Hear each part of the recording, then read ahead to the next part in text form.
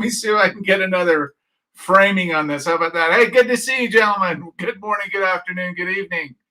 Hey, we're back. Welcome to 2022. My name is Quinn Jacobson, and this is the return of this show for at least a minute anyway. I think I'm going to take a little different format and just kind of show what my work and what I'm doing and what I'm experimenting with. I've had a good month or so. I don't know how long it's been, to be honest with you. Just working out some things in search of this perfect negative process to make the project and the work that I want to make. And that's what I want to share with you today. Hello, Tim Fry and Craig Dinsdale and Bernd and Linda. Good to see you, Linda. And Mr. Johansson, Christian. Good to see everybody. Happy 2022 for sure. Chris Fry. Hey, we got a bunch of people piling in. Good. So maybe separation makes the heart grow fonder. Maybe that's the message here. I don't know, but Happy New Year to everybody. So Conde Photographer, Happy New Year to you too. Welcome. Thank you. So in that spirit of not so much formal training and all this, I just wanted to share some things about, if you've been following my blog at all or looking at what I'm doing, I started out with this idea of readdressing making wet collodion negatives for any particular printing out process or developing out process you want to do. We're going to talk about those this morning or today or on the show and explain to you what I've done, what I've discovered, and they're really quite radical. I've gone down the road. We talked about this before, the pictorialist kind of look and feel for these images. I've gone down the road of platinum palladium printing, and I'll explain why. And if you don't know what platinum palladium printing is, I'll give you a quick overview of it. And I'm going to describe two different methods. I think, Pablo, do you work in the mold wear printout process? Yeah. So that's where you get a little bit different methodology. We'll talk about the differences between developing out and printing out. The most popular form of this is developing out, and we'll talk about all that. But moreover, I want to show you a couple of things that I've discovered. I made a lot of prints over the last while. I've made a couple of negatives, but in the search of what prints well in this process, there's a wide divide. Most people, if you do any research on platinum palladium, most people make digital negatives, and they build in this curve. That's the whole thing of, you buy a kit from a supplier, you print out a digital negative on, clear sheet, stuff out of your Epson printer, whatever you have, and you lay that down on your brushed paper, your rod paper, and you print it, develop it out with an oxalate, potassium oxalate, and you have an image. But there's a wide divide here when it comes to negatives. And I'll just start out by saying that wet collodion negatives are in their class of their own. It has really nothing to do with the digital negative concept. And so a lot of the information that's out there, and most of it that's out there, is based around making digital negatives. And I understand why. We live in the 21st century. There's very few people like us that actually want to go through and make these kind of original, authentic kind of processes. And we'll talk about that. But let me get over here. We'll just go ahead and it's good to see everybody. That's for sure. I appreciate you all coming in here. Let's go over here and share this. I don't have too big of a deal here, but we'll share what I have. Pop that in there and go back to StreamYard. Let's go view slideshow. So yeah, we're on January 8th, 2022. Crazy stuff here. Like I said, in no particular order, what's platinum palladium printing? What are they? Why should you care? Some of my experiments in making wet collodion negatives, what works and what doesn't, and why. Negative density, kind of relating to that second question, why is it important? I'm going to review some of that. And is it a match made in heaven? Wet collodion negatives and platinum palladium printing? We'll talk about that a little bit. And is fumed silica worth using when printing? I just ran a print the other day with it. I'll show you and explain what that is. And can you varnish, or can you glossen up the platinum palladium prints and make them glossy or semi-glossy? And the answer is yes, but we'll talk about all that. I love this. If you look at the pictorialists of the late 19th century, early 20th century, Stieglitz, Stieglitz was one of them. He said the platinum print has an indescribable charm, suggesting atmosphere, though the negative printed on another medium may be entirely devoid of this valuable pictorial quality. That is for sure. One of the reasons I've decided to go down this road is I have never, ever been happy, completely satisfied with my Ghost Dance work printed out. Too glossy on pot, but too glossy on collodial chloride, which I love that. But it took something away. It made them so literal that it was hard to find albumin and salt. They just didn't, the silver chloride prints just didn't work for me. And it was until I got to the Rollins oil printing, printed them on glass, that matched. So these are the two avenues I'm taking my work in: platinum palladium and glass, Rollins oil print, both on paper and glass. Those are the two avenues I'm pursuing. So with that said, I'm in search of these negatives that work well, and they're very similar in both printing processes, and we'll talk about that. But I thought this Stieglitz quote was really sums up how I feel about it. Everybody knows what platinum palladium printing is, I'm sure. I'll just go over this quickly. Invented by William Willis Jr. Around 1873, I think it was. Yeah, 1873. And he patented it. It started long before that. You can go all the way back, way early. Herschel knew that, platinum salts, changed in the presence of UV light. These are the same stories we get through silver chloride printing, the same ideas, just different materials. So right off the bat, we need to understand that platinum palladium has no silver nitrate, no silver content. It is not a silver chloride print.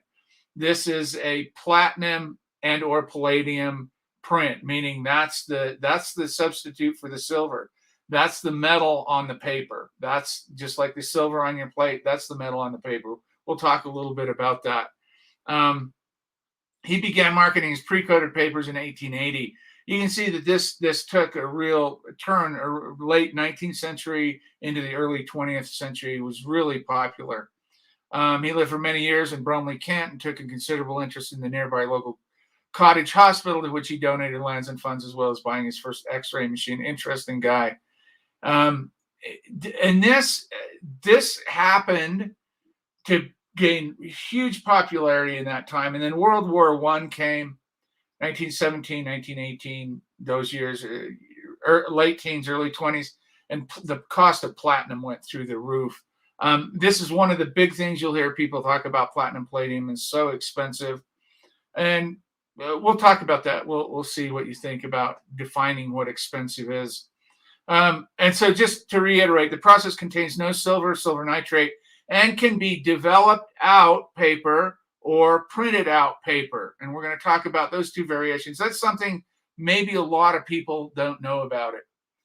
Oh, Boguslav, hello.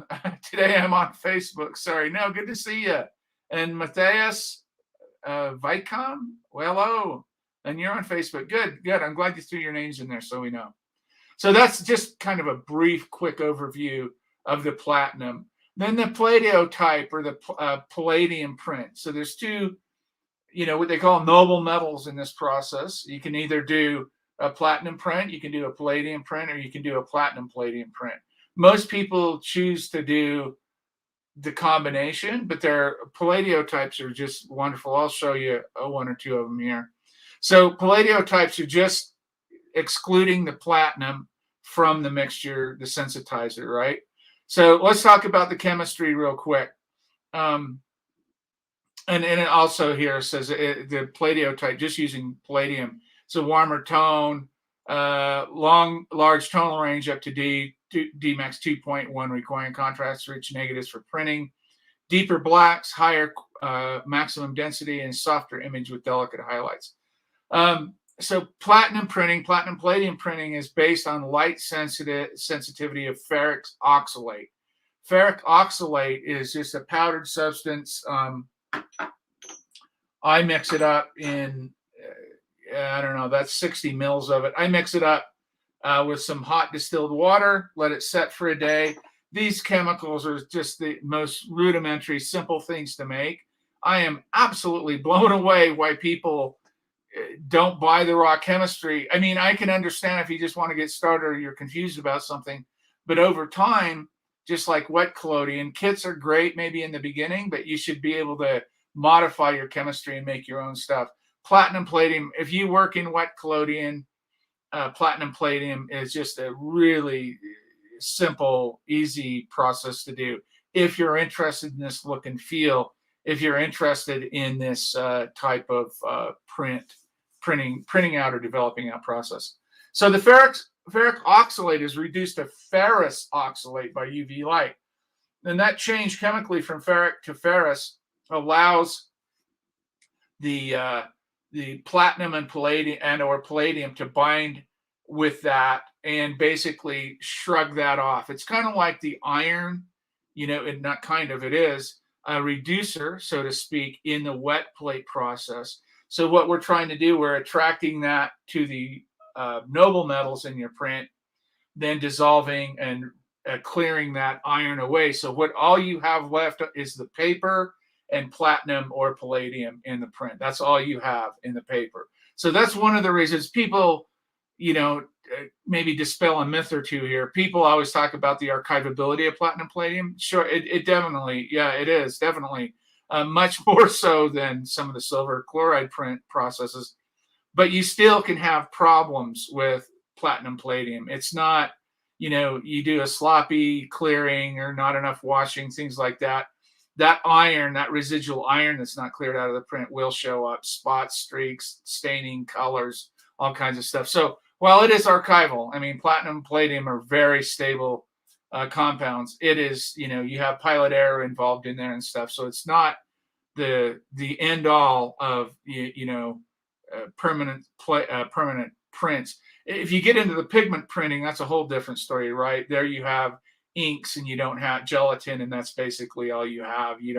Those I would probably classify as a little bit more permanent, even if you're sloppy with it. But anyway, so that iron, that ferric oxalate is reduced to ferrous oxalate by UV light. The ferrous oxalate then reacts with the platinum or palladium, reducing it to its elemental platinum or palladium, which builds up the image. By varying the amount of platinum versus palladium, the addition of oxidizing chemicals such as hydrogen peroxide, potassium bichromate, potassium chlorate, the contrast and the color of the final image can be modified. You have a lot of wide variety in this, really, really a huge wide variety in this print process. Because of the non-uniformity of the coating and the mixing phases of the process, no two prints are exactly the same.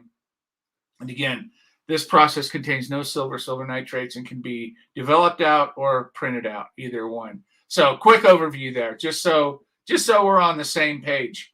Let me jump over here and I want to show you. Okay, we'll stop that for a second. I'm going to jump over here and just walk you through a couple of things here. I know a few of you have been on my blog, and this is all on my blog. Let me change that. Let me go back up here. This is basically what I've done. This is, and again, I want to encourage, if you're interested in this process, I want to encourage you to buy your raw compounds. I got these from Mike at Artcraft. Great. I highly recommend him. Great to do business with. Or if you're in another country, find a local supplier that we know what you're getting, and go through. And there's a lot of good books out there on this as well too. If you have wet collodion experience, I don't think you really need to dive too deep in this. It's the most simple process. You can you can do it on your kitchen counter. I mean, relatively speaking, it's not involved like some of the other print processes. This is really easy, really simple. The salts, the metals will cost you some money for sure. They're expensive. It's funny that platinum used to be the more expensive. Now palladium is about 2 or 3 times as expensive as platinum, but it goes a very long way. We'll talk about this drop method and how you calculate the print and everything. But basically, you just go through, and what I did here is I made 55 mils of ferric oxalate. And man, this ferric oxalate is, I don't think I've used 5 mils, and I've got a stack of prints here knee deep almost. Platinum 25 mils, palladium 50 mils, contrast control 30 mils, which I regret doing that because I don't even use that. Tween 20 at 10%, 60 mils. And then I have some hydrogen peroxide on the standby. I don't use that either. And potassium oxalate, 30%, and EDTA clearing baths. I have 2 or 3 of those. We'll talk about those in a second here. But simple to mix up. I have little 60 mil or 2 ounce bottles to store it in. Other than the ferric oxalate, these are very stable compounds. That's ferric oxalate there. That'll last you a long time, though, if you're using that. One of the things I'm going to do with this, and this will be very soon, is I'm going to run colloidal albumin dry plates with the platinum palladium. So what I've been doing for the last month is really gauging and tuning myself in to how I make negatives, what the process wants, and then adjusting accordingly. This does not want, although they'll tell you, a lot of literature will tell you that palladium prints want these bulletproof negatives. I'm going to show you an example here. I made a bulletproof negative, and I'll show you the results of that. I found in Wet Collodion that this process, we'll skip that for just a second. This process really loves, this is a negative that I'm using here.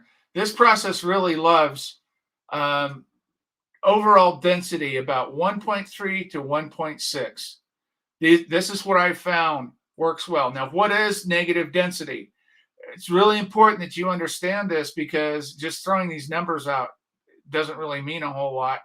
Negative density is taking a measurement with a densitometer of the darkest, or where the most, in this case, where the most silver is on this wet collodion negative, the darkest place with still having high details, and the very lightest place, the shadow area, still having detail.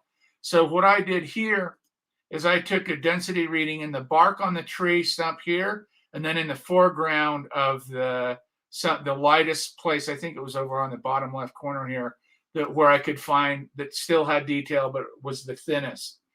You take the Dmax and subtract the Dmin from the Dmax, and you're going to have your density, your negative density. So what we're looking for is something with, a 1.8, 1.9, under 2 in the Dmax, and 0.6,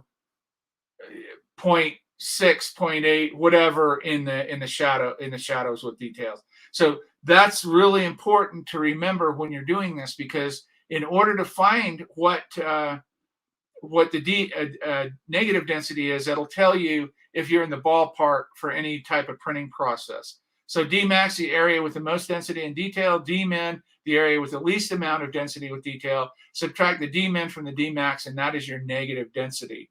So I ended up with this one, and I'll show you this right now. Let me zoom back out here. Stop screen. Let me go solo here. So this is the negative you were just looking at. Wow, okay, yeah, you can see it there. This is the negative you're just looking at. So you can see, I know it probably looks a little more contrasty in the digital images, but that's the negative there, whole plate negative. Dmax, Dmin, there it is. That's a good example. So let me show you a couple of these prints. So I'm thinking, wow, this is like 1.7, 1.8. I am good to go with this, right? So the first print I make is this one.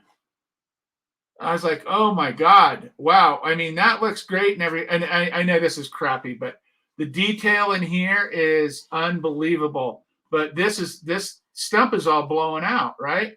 So I change up a little bit and I had a little more time, and this happens. Stump looks great, but my mid-tone, now my mid values are kind of shot. Am I sharp? I wish I had a better camera. You know what? Maybe I can do this. Hold on a second. I wonder if I can get in here. Use my phone. So the density is very important.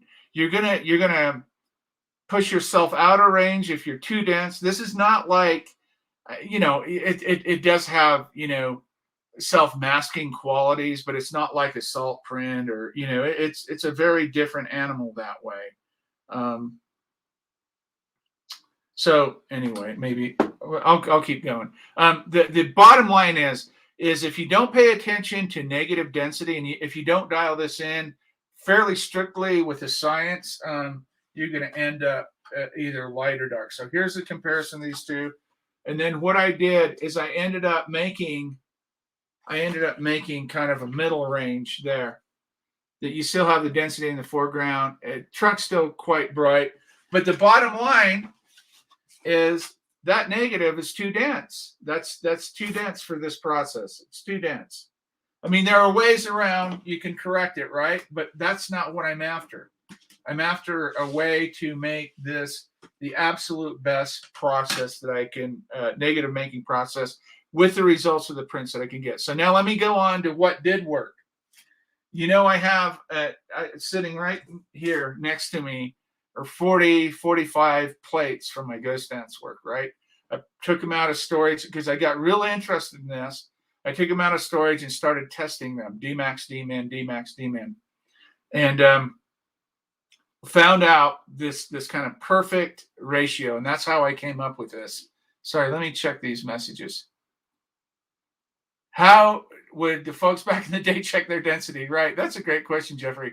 Here's what I tell people. They say, hey, I don't have a densitometer. I'm not going to buy one. Here's what you do. You do it the old-fashioned way, and I think this is what they did. They made negatives, and they made a variety of them, and they printed them whatever process, developing out process they wanted. Then they started making notes of what exposure, what type of collodion, if they're doing wet collodion, right? I'm assuming we're all working in wet collodion here. And then you could get onto this a lot quicker than I did by making plates. If you had consistent, steady, good light, and I would recommend outdoor, consistent, good, steady light, know your chemistry really well, your collodion, your silver, your developer, know your times, exposure times, development times, etc.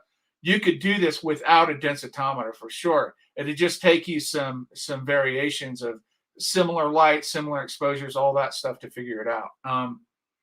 So that's a good question. How can I check the density? Oh, Burnt asked that too. A Facebook user, I have yet to make a wet plate negatives and just starting the process. Looking forward to the stream. Oh, good. Well, good. I don't know who you are, but welcome. And yeah, Barrett, if you don't have a densitometer, do what I just said. Start with small plates. I say 4x5. You have to get your negative making game down first, right? That's what I was talking about. I ran this negative happens to be the method 1 and method 2 of Sutton's formulas that we went over. That's the actual recipes that I used there, and I mixed them together, and I found this kind of magic zone that I can work in. Which printing method is the oldest one for printing images? Which is your favorite? Oldest would be the salt printing process, and then albumin. They're very close together. My favorite printing processes are the Rollins glass oil prints, right? I know I've shown you guys this a million times, but I've got it sitting here. So this Rollins glass oil printing. This is oil on ink on glass, right? That's one of my favorite. And for this particular endeavor that I'm doing right now, and what I've done for the last few years, Platinum Palladium is ranking very, very high there. Dale says if you added copper to the Sutton negative developer formula, it would increase the brightness of the negative as a result. Print. No, you actually what you do, and you guys have seen this. People add copper sulfate to their developer, and yeah, it brightens the image up. But you know what you do? You close off all the highlights on your image. You just destroy the highlights. So you're not gaining anything by increasing, plopping silver on top of silver or copper on top of copper. That, however you want to look at it, reducing it down. Oh, thank you, Pablo. I love that. I love that glass plate. Yes, they're very beautiful. Tim Fry says, will people use step wedges to help dial in exposure? Yes, and that's another thing, Tim. My printing box is in my shipper storage up top. I haven't gotten that out. I have the sun here, and I'm printing between 2 minutes and 3 minutes on each of these, and I'll show you some here. Works very well. You can use the sun, especially if you know what you're looking for in your Platinum Palladium prints. Is there a chance to use the same negative for salt printing and Platinum Palladium? You're going to read literature that says the Palladium process wants contrastier, thicker, denser negatives, but that's in more modern verbiage. When we're talking Wet Collodion, I have printed this tree trunk, this image on salt, and it prints great. Not so much in Platinum Palladium as you saw. That range is too much for it. I mean, I could work with it, but what I'm trying to do is make negatives that come out of the camera ready or real close to ready to go right on to Platinum Palladium, either Palladium or Platinum Palladium, whatever comes up. So going back to what I was talking about here, that is the stack of prints that I've made. So I've been keeping busy and running a lot of tests, plus those 3 others. But look at what my Ghost Dance negatives produced. These things are just Platinum Palladium. These things are, if you could hold one of these in your hands and see them, the detail and the range that this process has is absolutely unmatched. And even on the thinner stuff, even on the thinner negatives, right? They're just, and I've recorded everything down here of what they are and exposures, and look at that one. Just absolutely stunning printing. I mean, hard to beat this when it comes to quality and talk about ease. I mean, I could print out an entire body of work in one day in this process easily. I mean, in just a few hours. Here's Captain Solace's grave, really beautiful in Platinum Palladium. The UFO and teepees, Platinum Palladium print, Wet Collodion negative. Yeah. Oh, I didn't. Okay. Yeah. But you get the idea here. This is, so all of these negatives are between, the negative density on these are between that tree one was 1.2 to 1.6. All of these. And then of course the infamous, right? The infamous rabbit skull and gallnut on the cover of my book. Printed just beautifully on platinum. I mean, these are right out of the chute. And here's this negative got damaged in the move, but you've seen this print before. Printed that on albumin quite a bit. That's palladium. God, I wish it was sharper. Can't get it sharper. Let me show you this negative here. Okay, so you see this negative? And here's a platinum print from it. Absolutely stunning. The range, the detail, absolutely stunning. So this is a 1.4 negative density. So the densest part up here with detail and the least amount down here in this bottle over here. And that gives me that range. So the bottom line is, and here's one that this a 30-second exposure difference here. You can really see though. 30 seconds difference. All the detail and All this is detailed. If you had this print in your hand, you could see all this detail. Big variety, big change. I don't know if this one will show up very well, but there's the no trespassing. This thing is stunning prints. And I ended up doing this. I ended up doing 2 tests.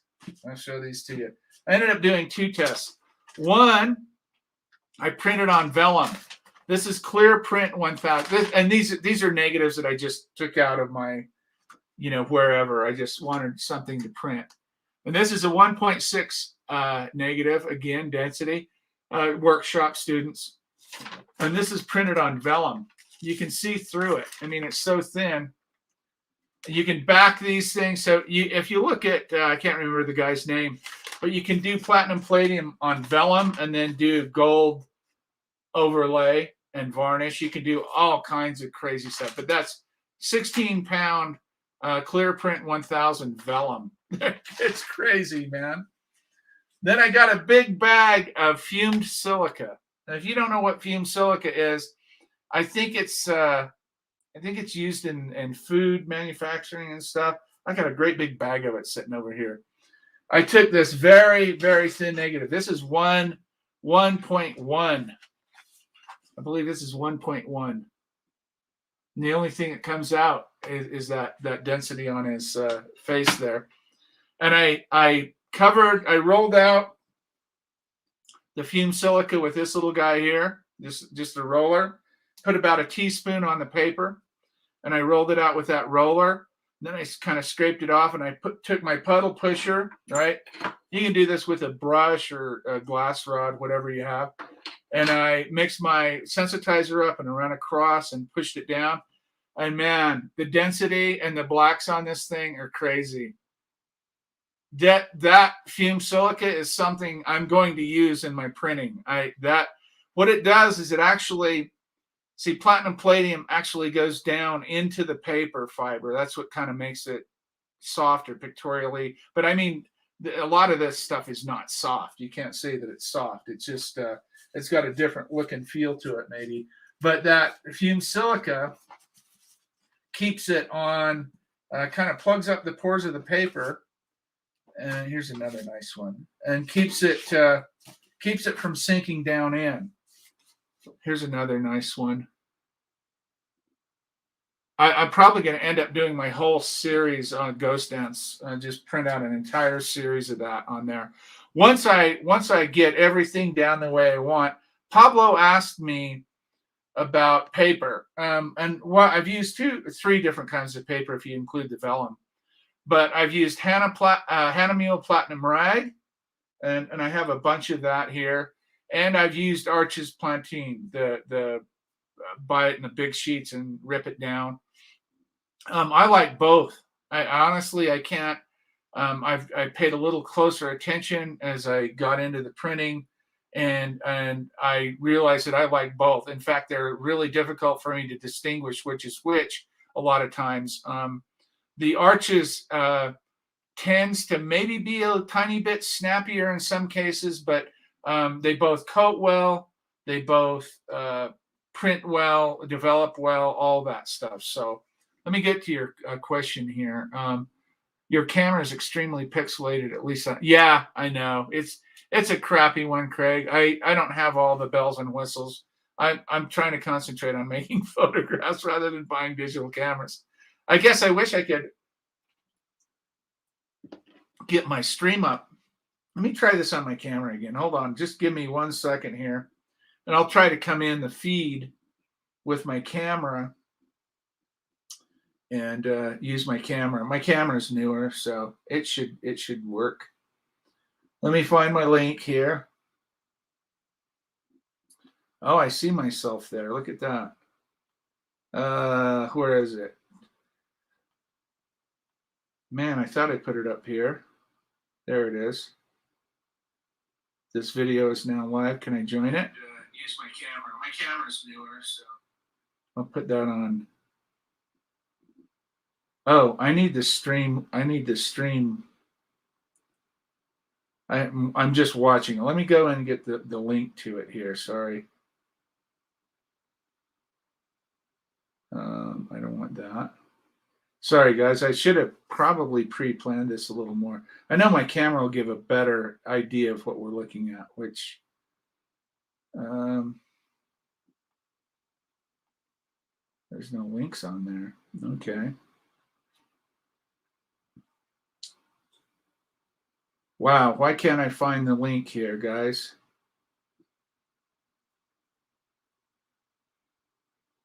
Plate. Just trying to find my StreamYard link. I just sent it to Pablo.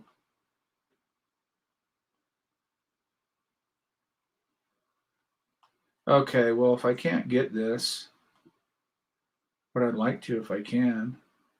Too many posts.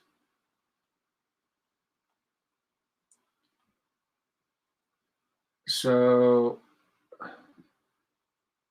oh, I see. We don't have the StreamYard link up here, do we?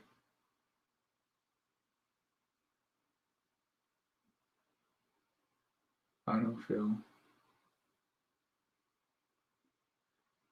Oh, anyway, I'm not going to bother with it. I don't know where it's at. I'm not going to bother with it. I know my camera sucks, but Tim Fries. Oh, let's see. Are X-ray negatives any good for alternative? Yes. Any negative is good as long as you have the density or the negative density that particular print out process or develop out process requires. You should give Fabrino Artistico 300 a try. You'll love it. Okay, good. Thank you for that. Yeah. Good deal. Okay, good. Yeah, that's fair enough. So Tim Fry says bright ambrotypes, DMAX 1. That's what this is, Tim. That's a 1.1. And that's what it produced. So there's a lot of forgiveness. There's a lot of latitude. Because of the tonal range of platinum palladium, there's a lot of forgiveness in there. Unlike silver chloride prints, unlike an albumin or a salt or any really silver chloride prints. But yeah, good question. 1.1 is getting it close, but that would mean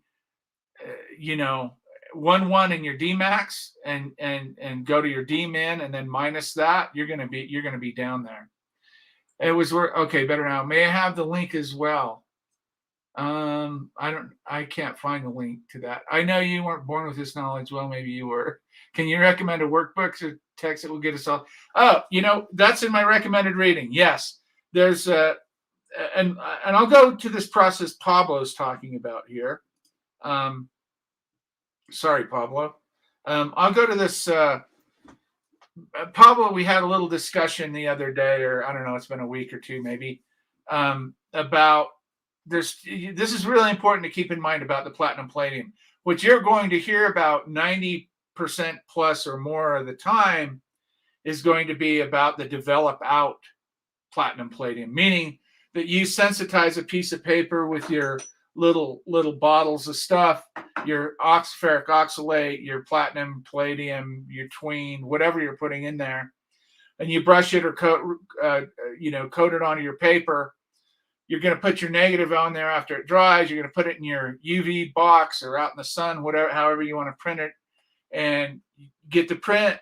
You put it in a tray and you pour over this hot bottle of potassium oxalate. Or you can use ammonium citrate. There's a couple of different developers you can use, depending on what color you want, what your metals are that you're using. And when you pour it on, you've all seen it. Oh, wow. It comes right up. Then you clear it in baths of EDTA. The same stuff we clear the chromium, chelate the chromium out of gelatin. That's what you're doing with the iron and platinum palladium.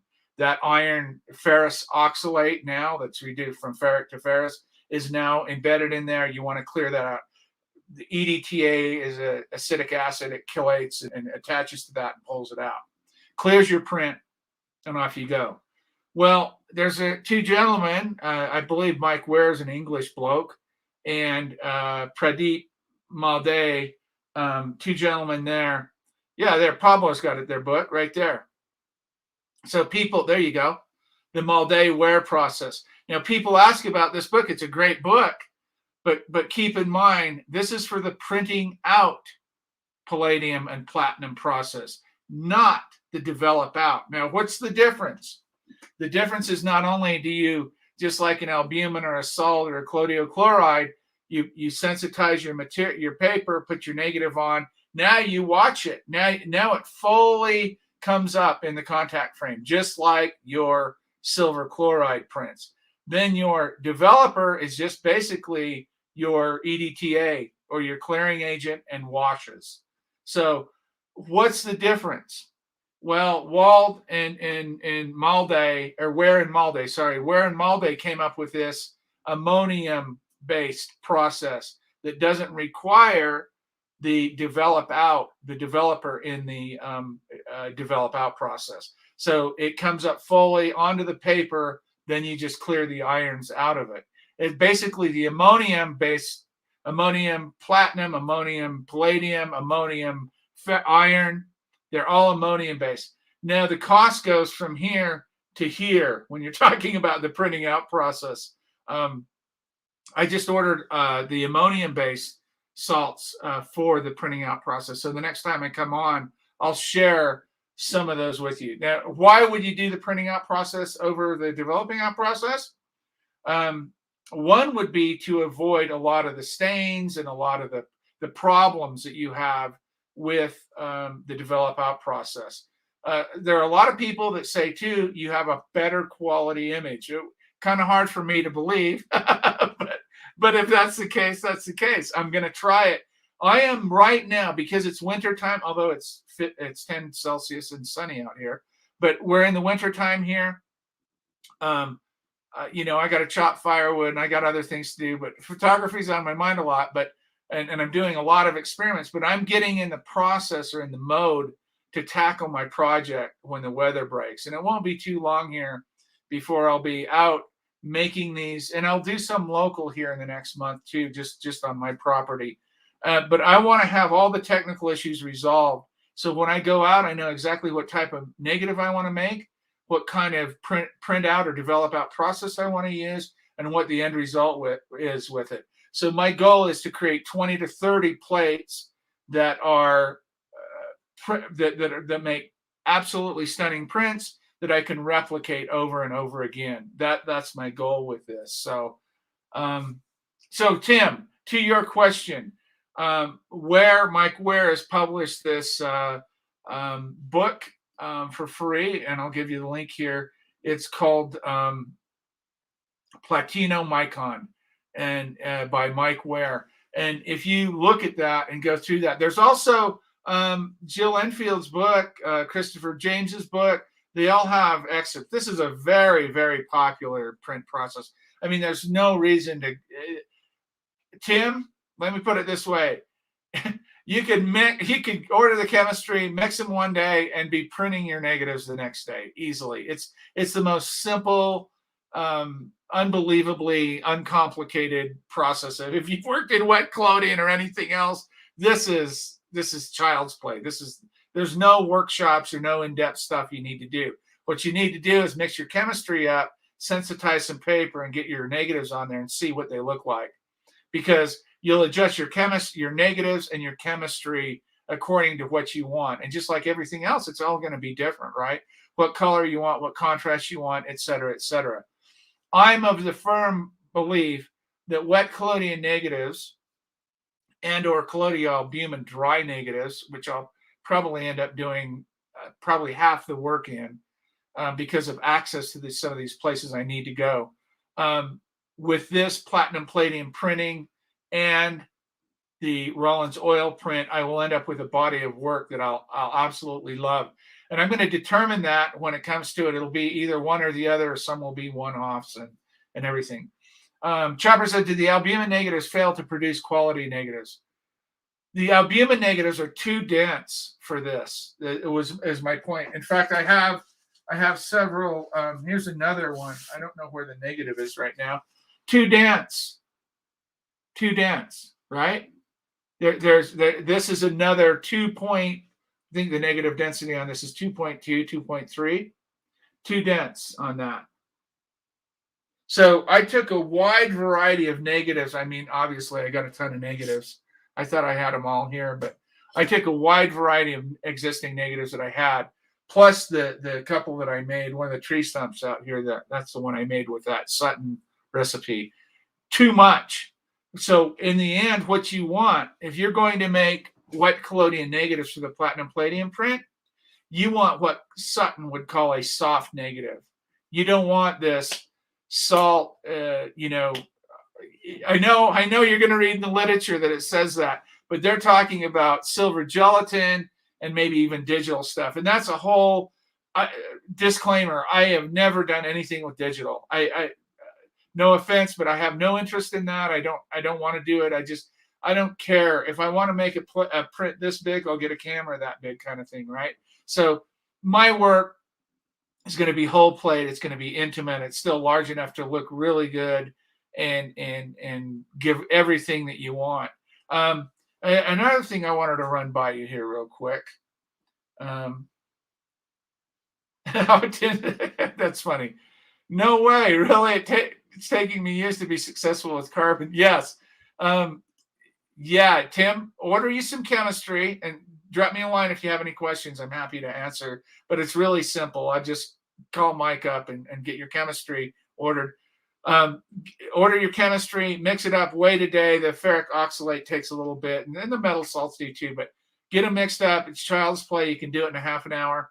Wait until the next day, get your little droppers, have some paper ready and a brush or a puddle pusher, and you're on your way. You may even leave carbon behind.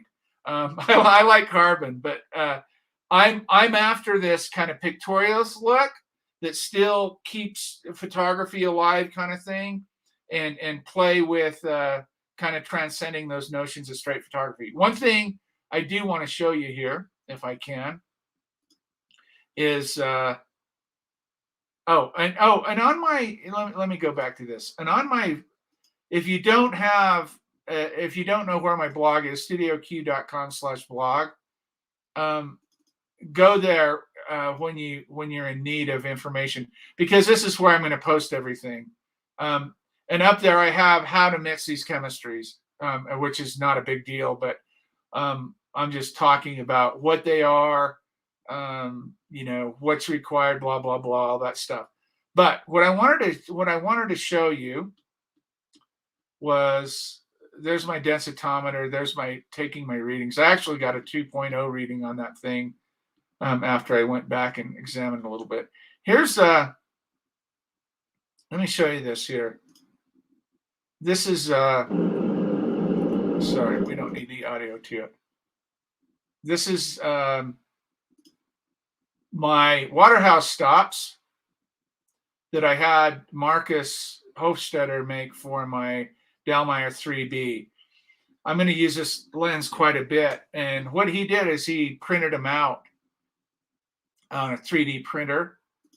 And man, they're just slick. So I got an entire set here, F22 down to F4. I had the original 5.6, but this is another thing that I wanted to just mention. I have a desire. There's some of these scenes, some of these areas, rock formations, and these unique things that I want to photograph here, that I want to exploit the detail that these negatives will give me and onto what the prints will give me.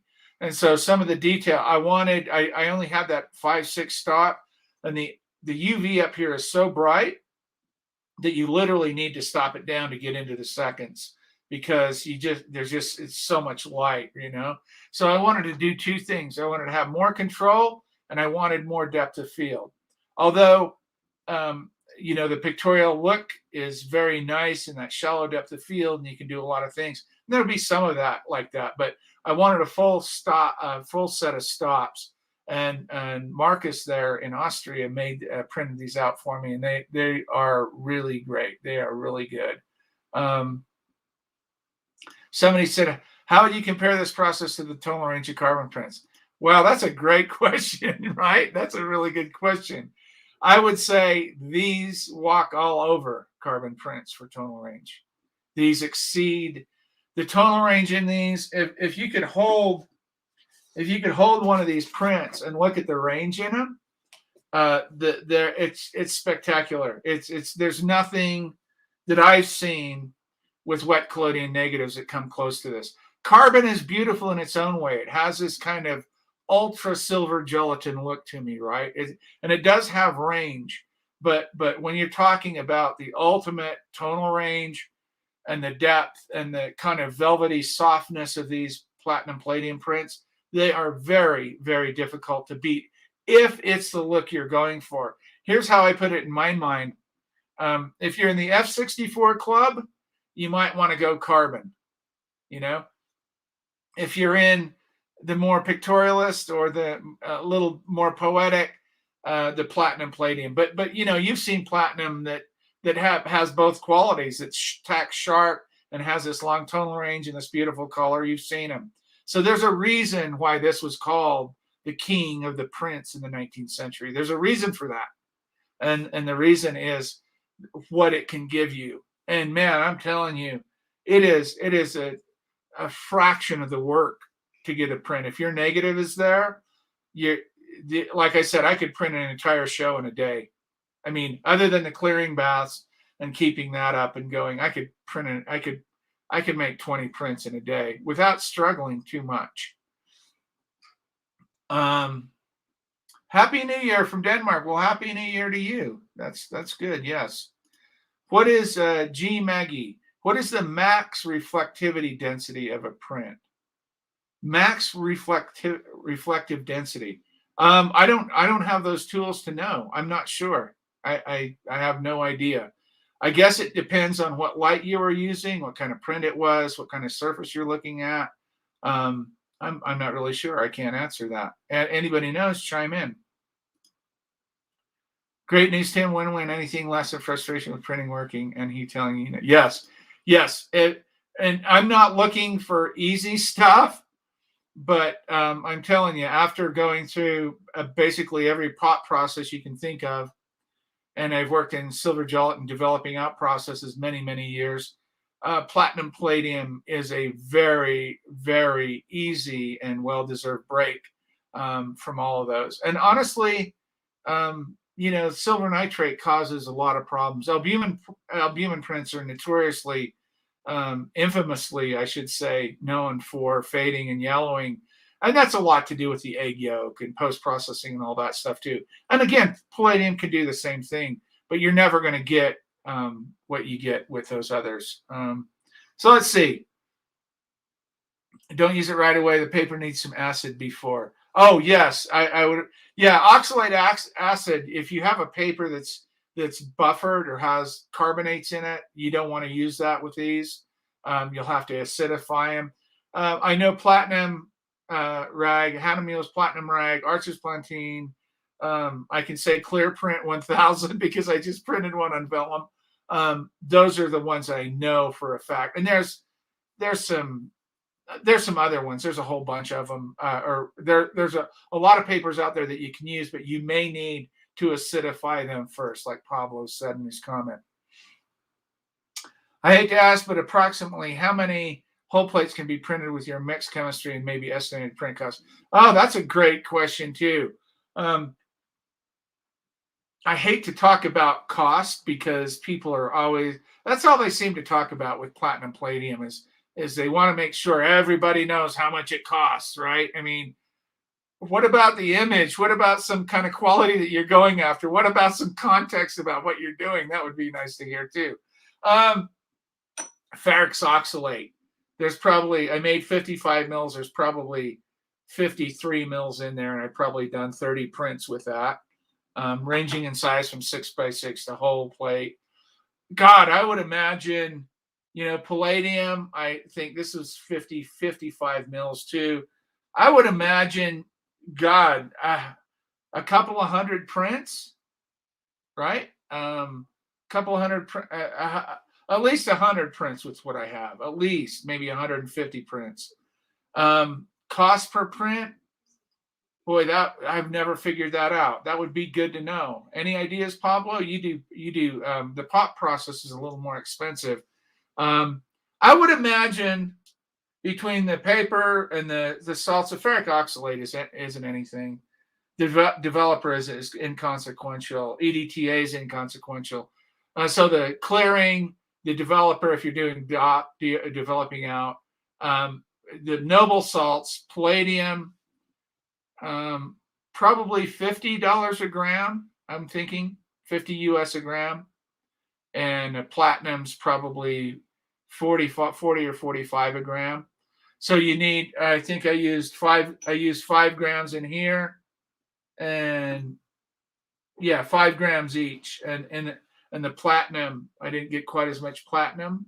I got 30 mils of platinum, I think, for 5 grams of platinum in there. Platinum you won't use. I tend to like palladium prints better than platinum prints. And I do have some ammonium citrate developer. I haven't ran yet. I will soon, though. I'll show you some examples of the ammonium citrate.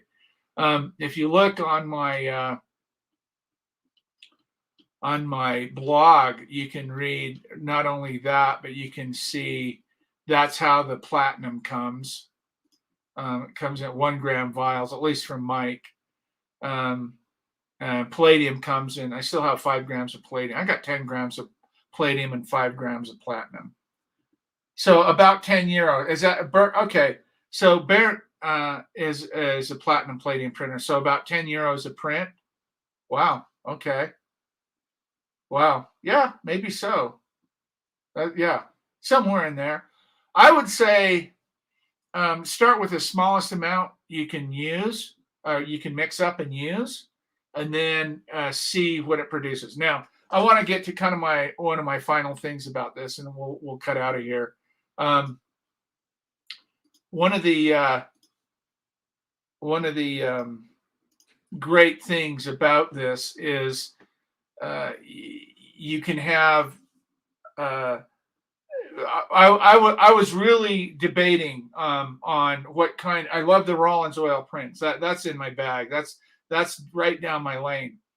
But I was also looking for something that would give me this kind of medium balance between pictorialism and photography, and where that line, that divide kind of comes in. And platinum palladium, I mean, I've known, I think I did some 30 years ago or something too in undergraduate school. And I was exposed to all kinds of stuff, no pun intended. I did albumin printing in the early 90s. I was in this experimental photography kind of group. So anyway, platinum I knew was on my radar for a long time. Some of these other, like the colloidal albumin and albumin on glass negative making's been on my radar for a long time, etc. So the idea was to find this perfect method to make negatives for what type of printing process you want to use. And fortunately, why I say, Wet Collodion negatives and platinum palladium, a match made in heaven.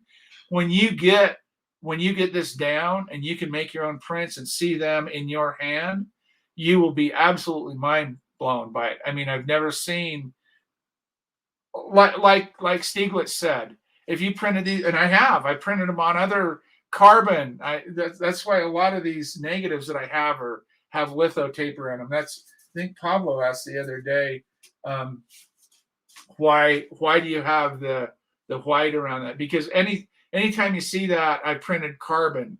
I made carbon prints of the same negative. And so once you match that, so I printed them all kinds of stuff. And the Rollins oil print's perfect, and the platinum palladium's perfect. And I've tested, I put them under the densitometer, all of these, and I find 1.3 to 1.6 negative density for platinum, and for Rollins oil print is perfect for me. So a match made in heaven, for me it is, because I get the ease of knowing what kind of, not guessing what kind of negative I need to make. I can make that kind of negative, and then the ease of both the platinum palladium printing and the Rollins oil printing without having to say, oh, I don't like to mess with stuff. I know people like to mess with stuff. I like to have it come right out of the box and print. So let's see. Sounds like a decent cost for the quality. So much great. Yes, absolutely. And I encourage you to try it. And I don't mean, I'm not stomping on anybody here. I don't even know who I would be stomping on, but don't buy into how complicated it is. It's not. If you work in wet collodion or even silver gelatin or any kind of historic process, you can do this very easily. Quinn, you're absolutely right. Money is one thing. Quality is what we're looking at. You're right. And if you're after a certain look and feel, if you're after a certain quality, these play into metaphor for me as well too, right? My work, these are noble metals. These are sparse and sacred that way. All that kind of stuff. It can play in really well. The cost of my carbon chasing time compared to the cost of materials may be a no-brainer. Yes, look, ladies and gentlemen, if you can afford to get the bare minimum chemistry and you can mix it up and do that, you will absolutely, and you've got the right negative, you will absolutely go head over heels with this platinum palladium. I don't know why I haven't heard more about it.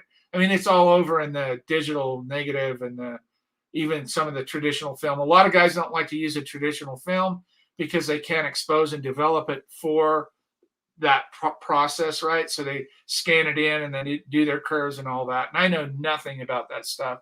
I'm not interested in it. I don't know anything about it. I don't want to devote any time to it. And like I said, the only advantage I'd get would be size, and I'm not even interested in that. So I've got my work cut out for me. I've been happy with what I've been able to do thus far. I was going to talk a little bit about gum arabic and glossing up your prints in platinum palladium. I also have beeswax and lavender oil. Talked a little bit about gelatin. Talked a little bit about albumin as a covering, and I think it was Pablo that was talking about gelatin, and it's true with some of the ammonium-based salts, gelatin will not be in your favor for that. Pablo says, after cost discussion, I can suggest in impoverished people platinum process while consist in the making of platinum tone calories. Yes, that's a good suggestion. Says so if you can't afford the platinum and palladium salts, make the Cali type, which is another cider type iron-based process, which is beautiful in its own right, and then tone them in platinum. That's a great idea, Pablo. Very good. Excellent. Yeah, so there's a lot of that. Let me go back here to share, and we'll go on with this. There's a lot of that scare of cost, and I get that. I understand that, and no doubt about it. But at the same time, if you added up the cost of anything you do, if you're serious about the stuff, you're going to end up in the same boat. You may take a little longer time spending your money, but it'll be spent versus buying some platinum palladium chemistry. And if you got good wet collodion bright ambro types, you're going to be in business. You're going to make prints and just sing and sail. You won't believe it. Let's do these technical questions and concepts real quick. This is from Fred, North Cascades, Washington. Really nice guy. In your recorded personal artist talk, I appreciate the suggestions you made for how to find a good photo subject that you can commit to build work into a worthwhile project. And he's talking about that artist statement I have on the front of my YouTube channel. The problem of finding the right project, right? That is the hardest problem to solve for many of us. The different sorts of questions one can ask, such as what bothers me? What do I really want to know about? These seem like helpful strategies. I still find the process difficult, though, and I've been at it a long time. Anytime you have more comments to make on the subject, I'd be interested in hearing them. I put this up here, Fred, because number one, thank you for your gracious, kind email. I appreciate it. That was very nice. I put your questions up here. The second one's technical, but the first one's conceptual or philosophical. He's talking about, I go on about this idea that photographers get away with murder because we can just go out and point our camera at something and manipulate something and print it out and talk about how artsy fartsy we are and never really say anything, right? Just kind of this word salad we get away with.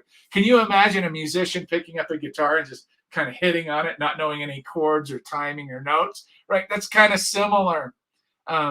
What I talk about, like I always said, you get in your car and just drive without any goal or any aim. I mean, you can wander around a little bit, but at the end of the day, I think artists, photographers that are artists that are using photography as their medium, artists are the ones that should take responsibility for what they're making work about and have something invested of themselves in it so they can talk about it, right? You can't now if you're a commercial artist and you're going out making pretty pictures and blowing them up and selling, that's fun, that's great. That's commercial work, right? I'm talking about personal fine art work that you're making from your heart, your soul, your mind and your heart working together.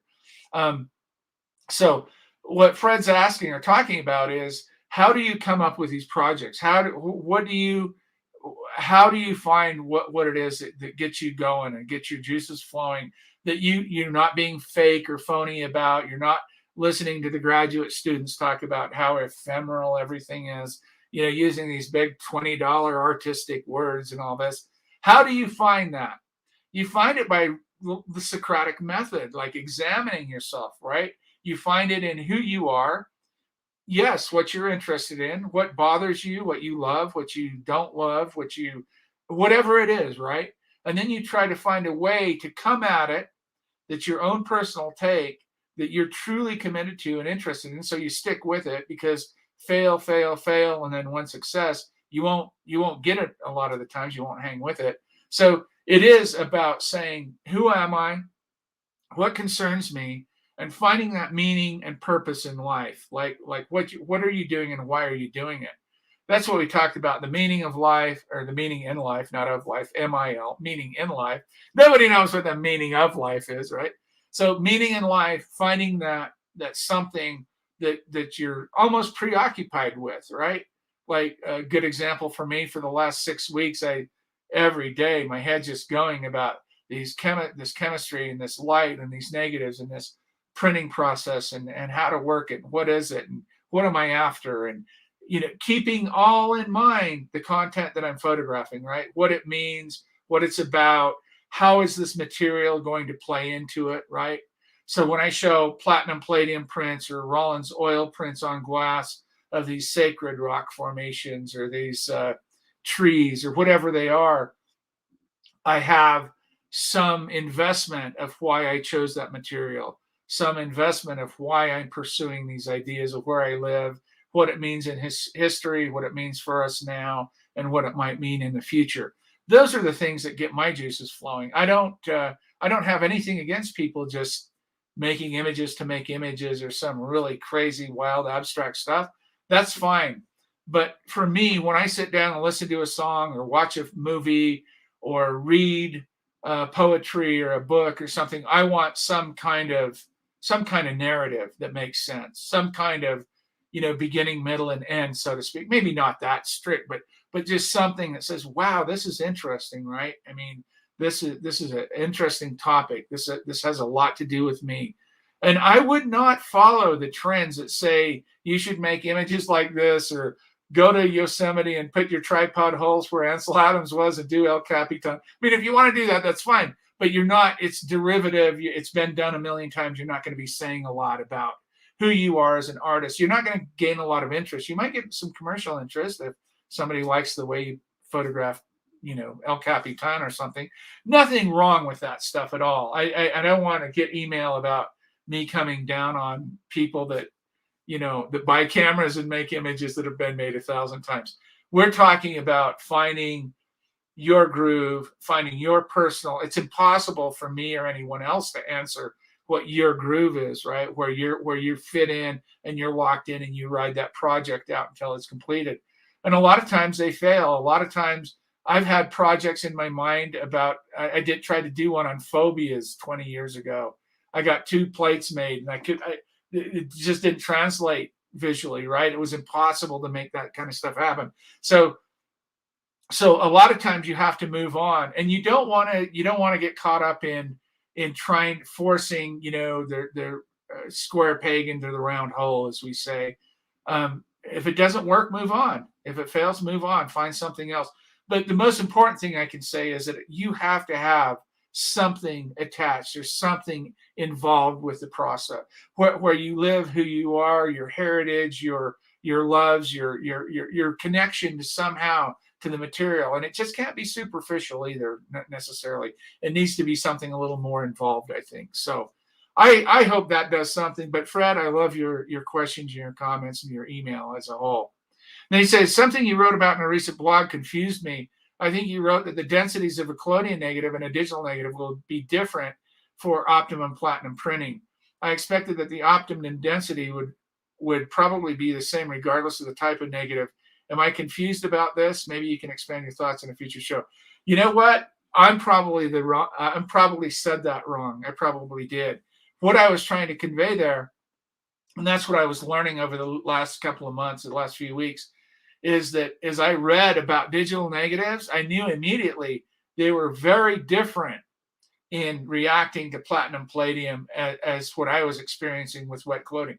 I tried to find somebody printing wet collodion negatives with platinum palladium, and guess what? I couldn't find anybody. I found people that took tin types or aluminitypes and made digital negatives out of it and printed them on platinum palladium. But I'm talking about people making wet collodion negatives and printing onto platinum palladium. I couldn't find anybody doing that. So I didn't have anybody to talk to or refer to. And so as I was reading about digital negatives and the curves, and I was trying to understand what they were doing. Number one, the ink they use, the Pictoria or the substrate they print on, and what they're going after. These modern methods do not have the type of density, the whites and the blacks that we do in making these plates, right? We have a special thing here. We have, and even silver gelatin, you'd have to expose differently and develop differently to get the proper print. So when we're making a collodion negative, a soft negative, which would be a weak negative, right? We're right in the zone for platinum palladium. So if you were to directly apples to apples translate that over to digital, it wouldn't work. That's what I was trying to say, that from my understanding, digital negatives are frustrating because they're trying to mimic something in film and wet collodion that it can't. I mean, there are limitations. There are beautiful platinum palladium prints made with digital negatives, no doubt.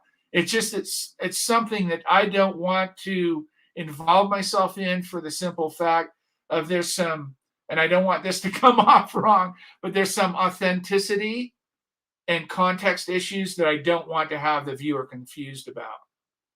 That's my main concern. I want these wet collodion negatives contact printed, whole plate, half plate, whatever they'll mostly be whole plate, but contact printed on these materials that everything made from scratch, everything dialed in, everything right about how to represent that content of that image. And that was my biggest concern. So I probably fumbled that in my blog, saying that I'm basically saying density isn't density. And I was saying that in a weird way. I was saying density isn't density. Apples to apples, it doesn't translate into making the kind of print you might want to make in this. That's really, so I appreciate those questions. Look at that, Bernd. Exactly. This is what I'm talking about. Can a negative without redeveloping probably fit? We'll try that out. Yes, not probably, it will. The only thing you have to adjust is make sure you're using a good negative recipe and a good developer recipe, and make sure you give it that 1.5 to 2 times additional exposure on the plate. And you won't have to redevelop if you want to print in these processes.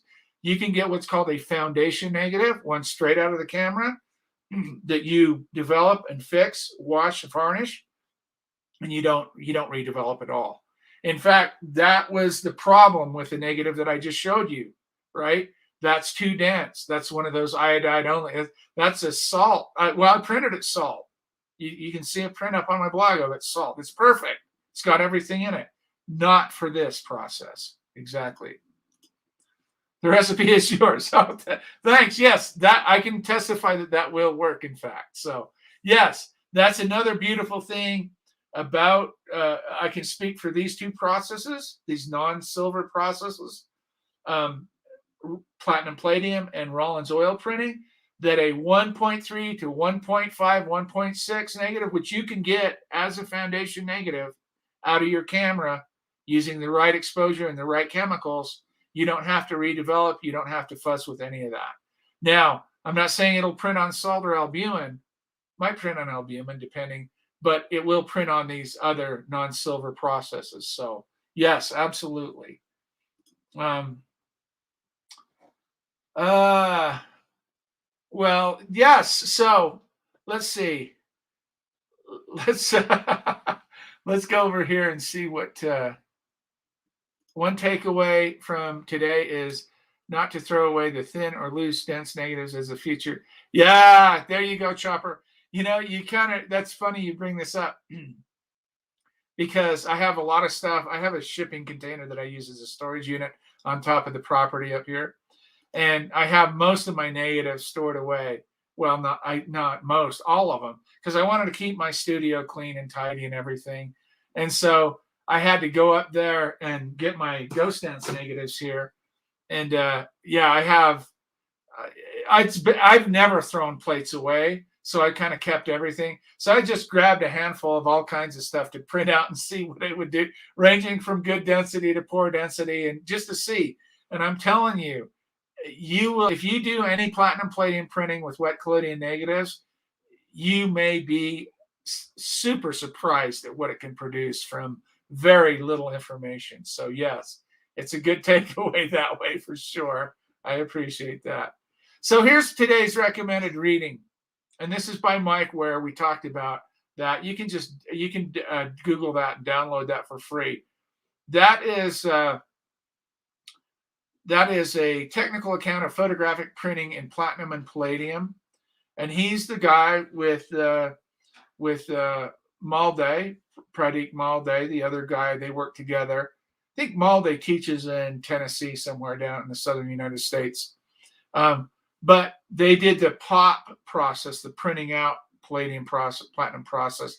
This is the develop out process. So it's nothing complicated unless you want to get down into the weeds with it. But I'm happy to if someone wants to say what chemicals exactly, whatever, they're really super simple for the developing out process. That's what I recommend you download and check out. I have a couple here for recommended watching. This is, I'm going to play a little bit of this to show you, if you haven't seen this, you'll get a kick out of it. Let's see. I'm going to mute myself too.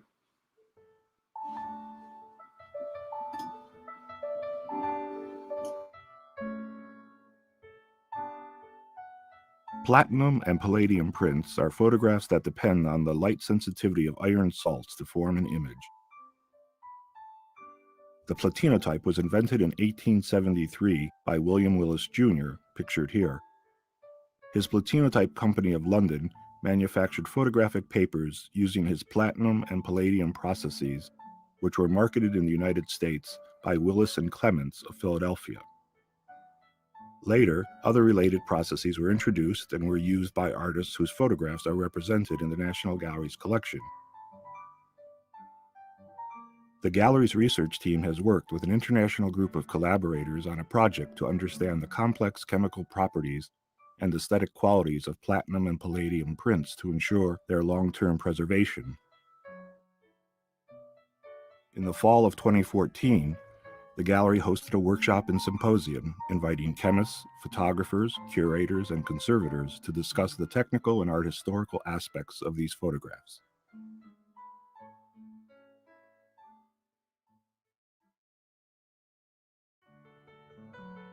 The traditional develop-out process begins by mixing the sensitizing chemicals together in subdued light. The sensitizer includes ferric oxalate, the light-sensitive component, as well as platinum or palladium salts in water. A carefully measured amount of sensitizer solution is applied to the paper, which is spread with a glass rod or brush. The sensitizer must dry completely. Paper is positioned in contact with the negative printing frame. This wooden frame holds the negative and photo paper in firm contact against the glass, using a spring-loaded hinged back. In lieu of sunlight, a lamp with a high ultraviolet output provides the light necessary for exposure.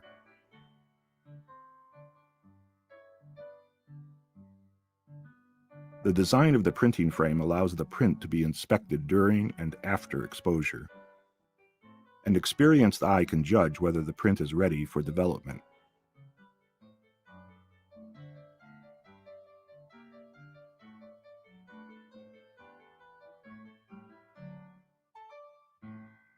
The traditional develop-out process begins with a sensitized, exposed print.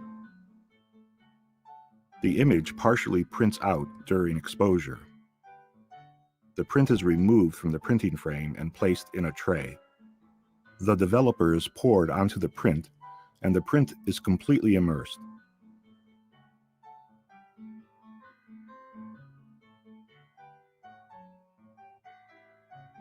While in the developer, the exposed iron salt reacts with the platinum and palladium salts in the sensitizer, reducing them to an elemental platinum or palladium, or a combination of both. The traditional method is called the develop-out process because a chemical is required to develop the image. Throughout the 20th century, different chemical modifications were applied to William Willis's original formula, which enabled photographers to achieve their personal artistic vision. An alternative to the develop-out process was introduced in 1887 by Austrian Giuseppe Pizzagelli. A modern version of this process, developed by Mike Ware and Pradeep Malde in the 1980s, does not require chemical development, only water to complete the image formation. In these print-out processes, the image appears, or prints out, during exposure to light. When the sensitized paper is dampened prior to exposure, the image completely develops spontaneously, producing a fully printed out, neutral-toned print. However, if the sensitized paper is dry prior to exposure, water must be introduced to complete the development process, and steam is a gentle way to incorporate moisture. The dry print produces a sepia-toned image.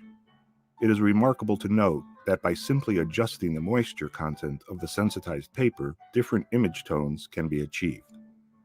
Both the traditional develop-out and the alternative print-out processes must be chemically cleared to remove the excess sensitizer. Note that the yellow sensitizer begins to dissolve into the solution.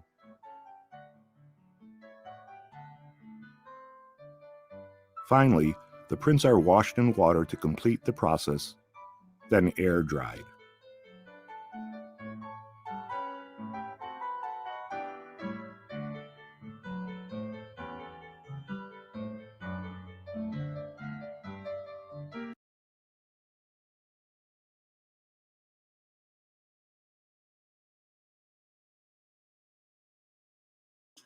So that's an interesting concept on the printing out platinotype or platinum palladium print. You can adjust the moisture level, and it will change the color of the print.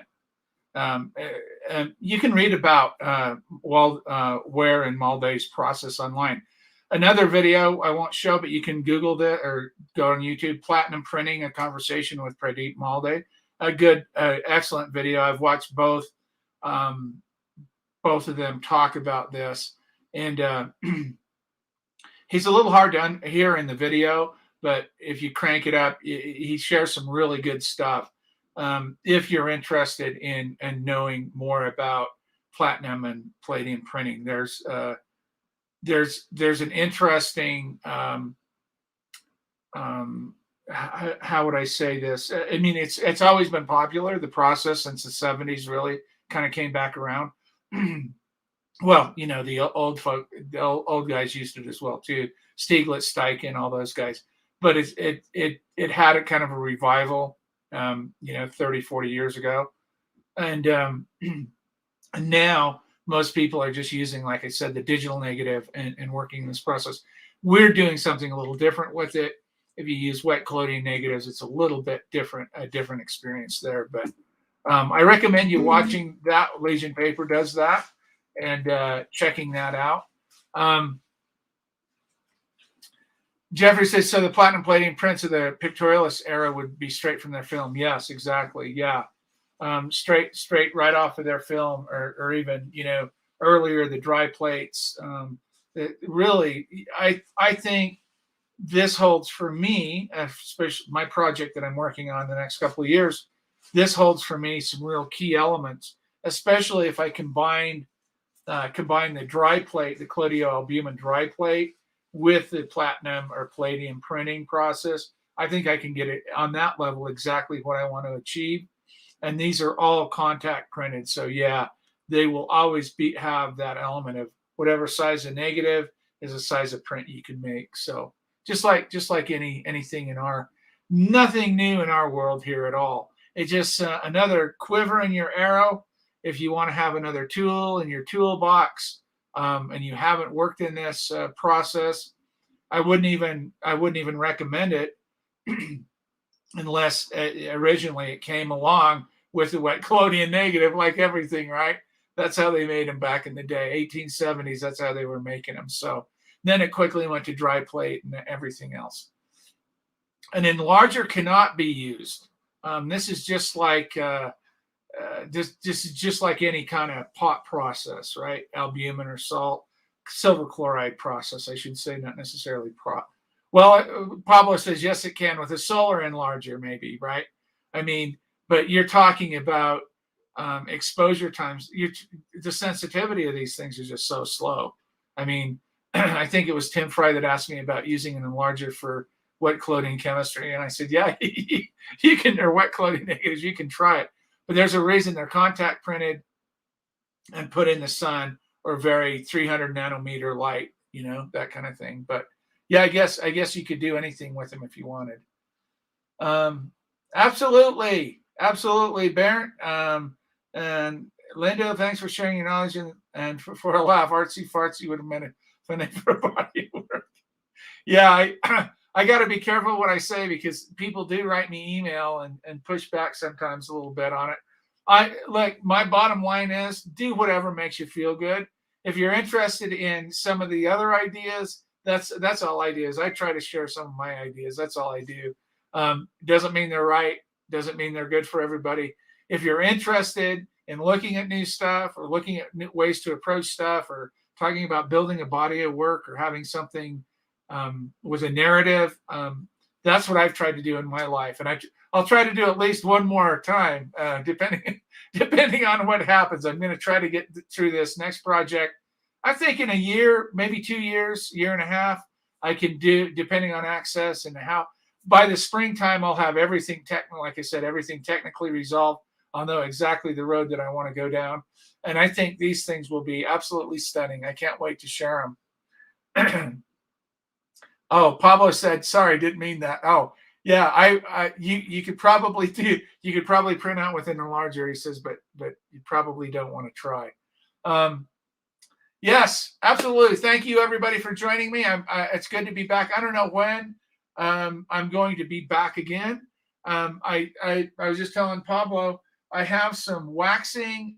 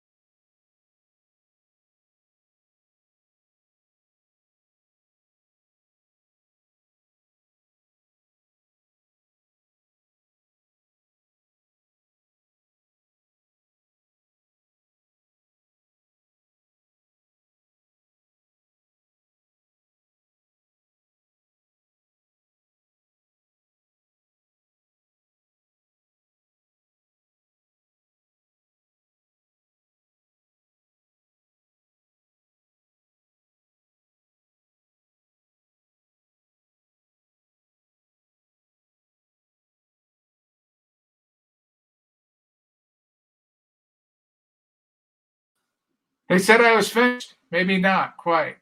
Am I back? All right. Anyway, yeah, waxing and waning. Anyway, ladies and gentlemen, thanks for joining me. I don't know when I'll be back, but when I do, I'll have something to show. Maybe next week or the following week. I'm going to do some waxing and testing on that stuff. I'll bring some of that stuff back to you and whatever else I do. And we'll just keep on going down the road. If you have any questions or comments, drop me a note, and we'll see you next time. Have a great weekend, evening, day, whatever. Stay healthy and happy, and I'll see you next time. Thank you. Bye-bye.